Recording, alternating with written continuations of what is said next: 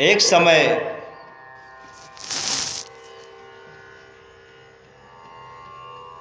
जब जय विजय ने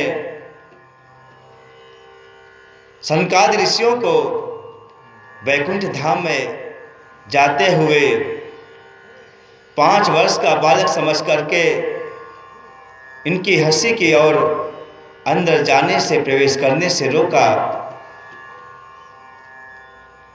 सनकादि ऋषियों ने इन्हें श्राप दे दिया कि तुम इस वैकुंठ धाम के लायक नहीं हो, शीघ्र जाकर के राक्षस योनि में जन्म लो।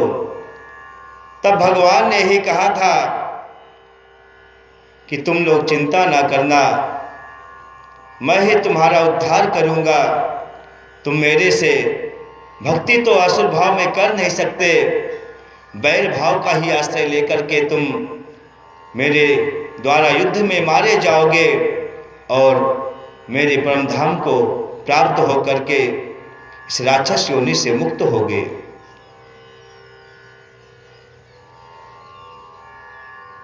वही जय विजय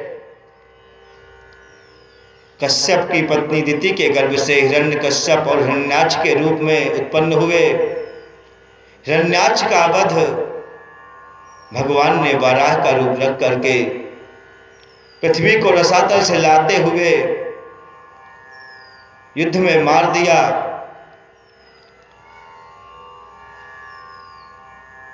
उसी में हे युधिष्ठिर, आगे की जो कथा है उसे मैं वर्णन करने जा रहा हूं। हिरण्याक्ष के मारे जाने पर उसका बड़ा भाई हिरण्यकश्यप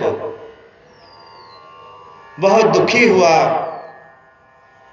और क्रोधाग्नि में जल करके अपने सैनिकों को, अपने सेनापतियों को बुला करके कहा कि हे सैनिकों, तुम लोग जाओ, जहां भी यज्ञादि सत्कर्म हो रहे हों उन सबको नष्ट कर डालो। जहां भी वेदज्ञ ऋषि मुनि प्रवास करते हैं, भगवान का यजन करते हैं, यज्ञ अनुष्ठान के द्वारा देवताओं को बलशाली बनाते हैं, शीघ्र जाकर के ऋषि मुनियों को भी नष्ट कर दो, उनके यज्ञ पात्रों को नष्ट कर दो, कहीं भी वेद ध्वनि सुनाई ना दे, कहीं भी हरि का नाम ना सुनाई दे। इस प्रकार से आज्ञा दे करके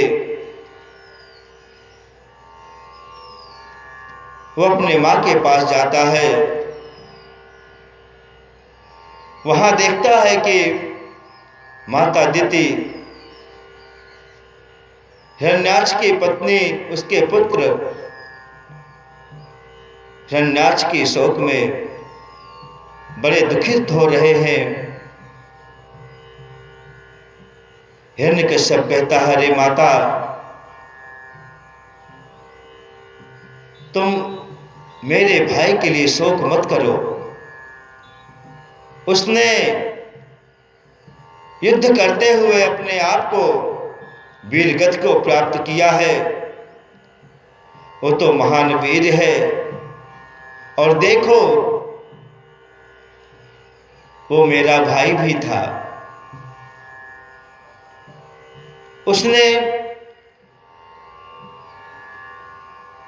हरि के साथ बैर ठान करके मेरा ही अनुसरण किया है, इसके कारण मुझे भी दुख है। लेकिन मैं जानता हूं कि इस संसार में यदि कोई आया है तो इसको एक न एक दिन जाना है। मेरा भाई तो लड़ते हुए वीरगति को प्राप्त हुआ है, इसमें शोक करने का कोई कारण नहीं दिख रहा।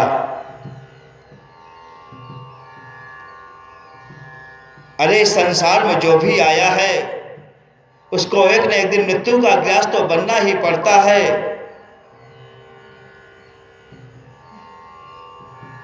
कुछ लोग तो इस जीवन में आकर के साधारण सा जीव बन करके रह जाते हैं और मृत्यु के पास में फंस करके अपने जीवन को समाप्त कर देते हैं। लेकिन हे माता, तुम्हारा पुत्र तो बड़ा बलशाली था, उसने देवताओं को स्वर्गादि से निकाल करके चारों ओर दिग्विजय प्राप्त की। उसका यश मान प्रतिष्ठा दिग दिशाओं में व्याप्त है। आप लोग जिसके लिए शोक कर रहे हैं, मैं उस बालक की कथा तुमको बतलाता हूं। एक राजा था, वो शिकार खेलने के लिए गया। शिकार में गंधर्वों के द्वारा वो मारा गया। उसकी जो पत्नियां थीं, उस शव को लेकर के विलाप करने लगी। हाय प्राणनाथ, आप हमें छोड़कर चले गए, अब हमारा क्या होगा? तरह तरह से रुदन करती। उसी समय एक बालक, ब्राह्मण बालक वहां पर उत्पन्न होकर के आता है, प्रकट होकर, और कहता है, अरे तुम लोग किसके लिए रो रही हो? ये तो अपने धाम को चला गया है। अब व्यर्थ का विलाप करना बंद कर दो, क्योंकि संसार में हर जीव की यही गति है। जो आया है उसको एक न एक दिन जाना ही पड़ेगा। देखो, तुम लोग इसके शरीर से प्रेम करती हो ना, तो इसका जो पंच भौतिक शरीर है वो तो उसी प्रकार यहाँ पर पड़ा हुआ है। इसके अंदर जो प्राण आत्मा रूप में विद्यमान था वो तो निकल चुका है। तुम चाह कर भी सैकड़ों वर्ष यदि इसी प्रकार दुखी होकर, शोक संतप्त होकर रोती रहोगी, बिलखती रहोगी, तो भी अब ये जगने वाला, उठने वाला नहीं है।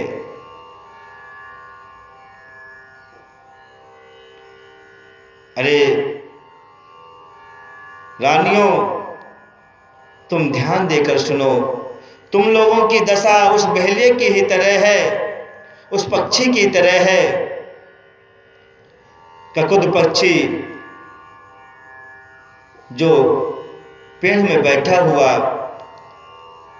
अपनी मादा के साथ प्रेम प्रसंग में लीन है। उसी समय बहेलिया आकर के कुछ दाने डालता है।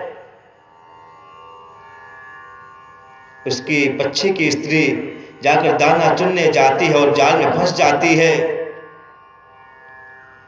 यह देख करके वो पक्षी बड़ा दुखी होता है, पंख फड़फड़ा करके रुदन करता है, कुछ कर तो सकता नहीं। विधाता को दोष देता हुआ कहता है, अरे विधाता, मेरी ये प्रेयसी पत्नी, मैं अभी इससे प्रेम प्रसंग भी पूरा नहीं कर सका, और देखो बहेलिया ने, इस दुष्ट बहेलिया ने उसको फंसा लिया है। विधाता को दोष दे करके वो पक्षी स्वयं मोहित होकर के पीड़ित हो रहा है। उसे अपनी मृत्यु का तो भान नहीं है। उसी समय बहेलिया देखता है कि ऊपर एक पक्षी और बैठा है, तीस उसके भी प्राण को नष्ट कर देता है। उसी प्रकार हे रानियों, तुम लोगों को भी अपनी जीवन का भान नहीं है। तुम लोगों को अपने ऊपर जो सिर पर मृत्यु मंडरा रहे उसका भान नहीं है। तुम अपने प्राणों की चिंता करो। तुम्हारा भी जीवन इसी प्रकार नष्ट होने वाला है। तुम जिसके लिए रो रही हो तो जा चुका है, अब तुम अपने विषय में सोचो। इस प्रकार वह बालक उन रानियों को उपदेश दे करके वहां से चला जाता है। वो बालक कोई और नहीं, स्वयं धर्मराज यमराज थे। उन्होंने बालक का भेष बना करके उन रानियों को सद्ज्ञान देकर के उन्हें शोक संतप्त रानियों को मुक्त किया।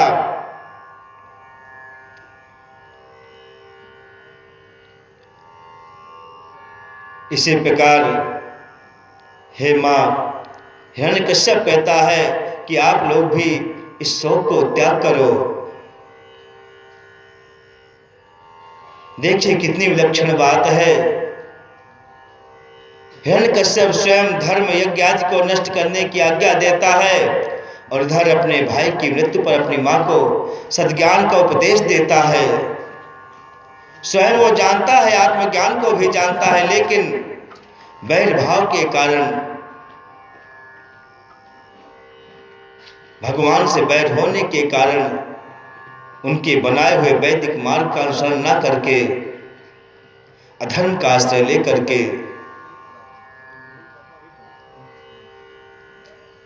इस प्रकार से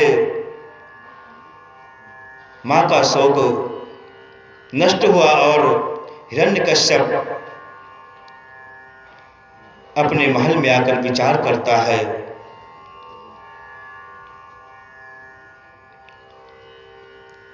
भाई की मृत्यु के कारण उसके अंदर क्रोध की ज्वाला भड़क रही थी। तप करने के लिए निकल जाता है।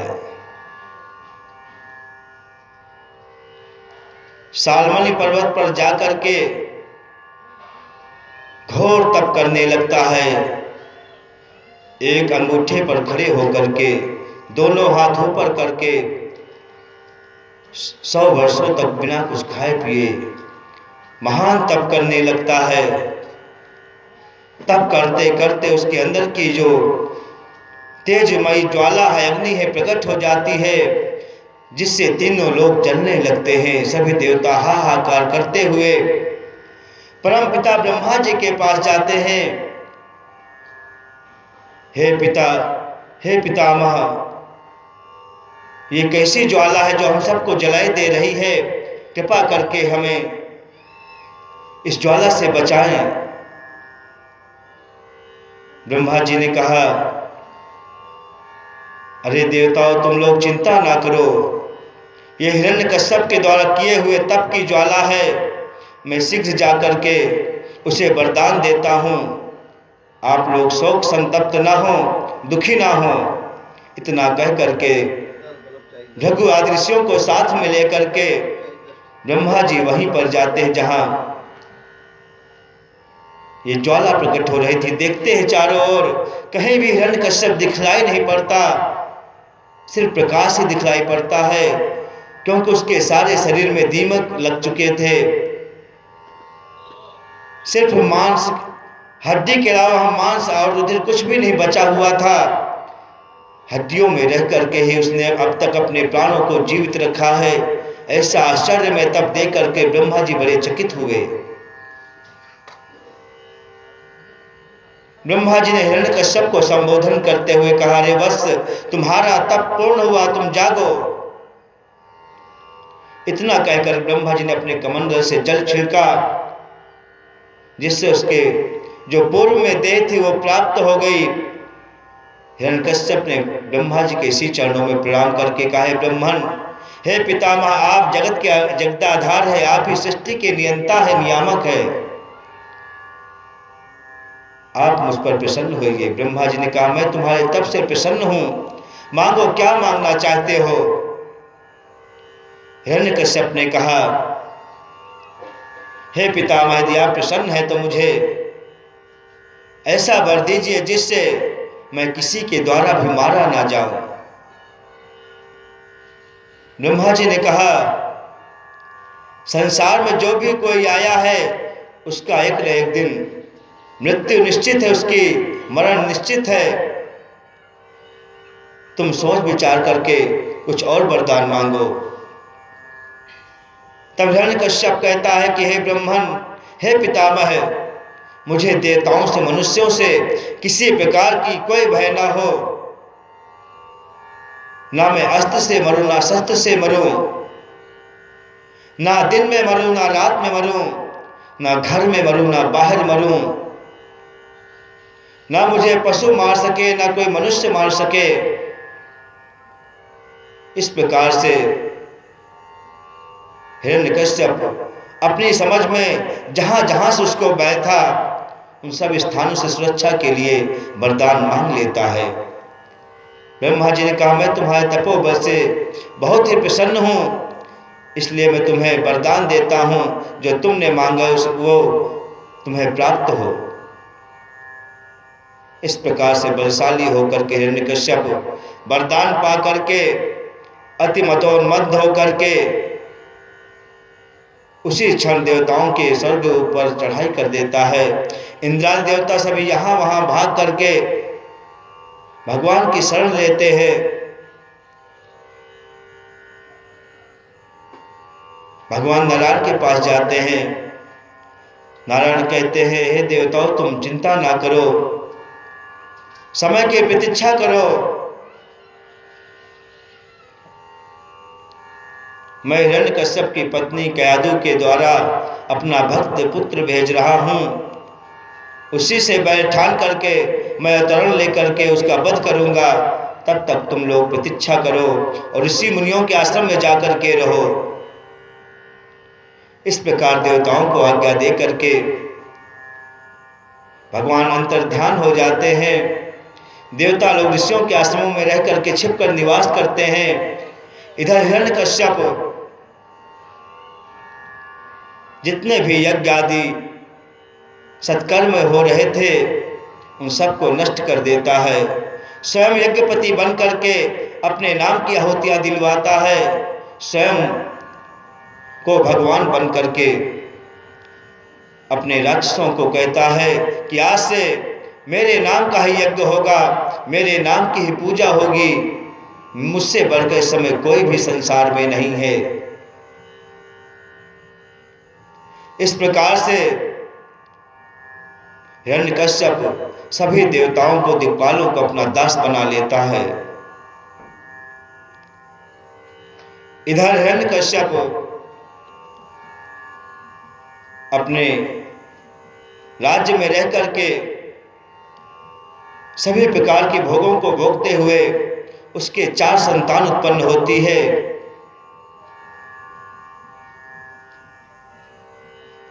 उन 4 संतानों में सबसे छोटी संतान है, उसका नाम है प्रहलाद।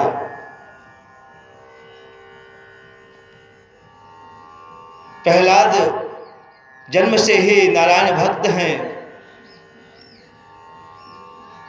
जब वो छोटे हैं, अभी 5 वर्ष के ही हैं, एक दिन हिरण्यकश्यप के पास जाते हैं। हिरण्यकश्यप उन्हें बड़े प्यार से अपनी गोद में बिठाता है और कहता है, बेटा, तुम्हें संसार में सबसे प्रिय वस्तु कौन सी दिखती है? प्रहलाद तो नारायण भक्त हैं। वो कहते हैं, हे प्रभु, हे पितामह, हे पिता, मुझे तो हरि के अलावा संसार में कोई भी वस्तु प्रिय नहीं लगती। से सारी वस्तुएं तो ये माया मात्र है। मेरे लिए तो हरि ही सबसे बढ़कर है, उत्तम और मूल्यवान वस्तु है। हिरण्यकश्यप सोचता कि रे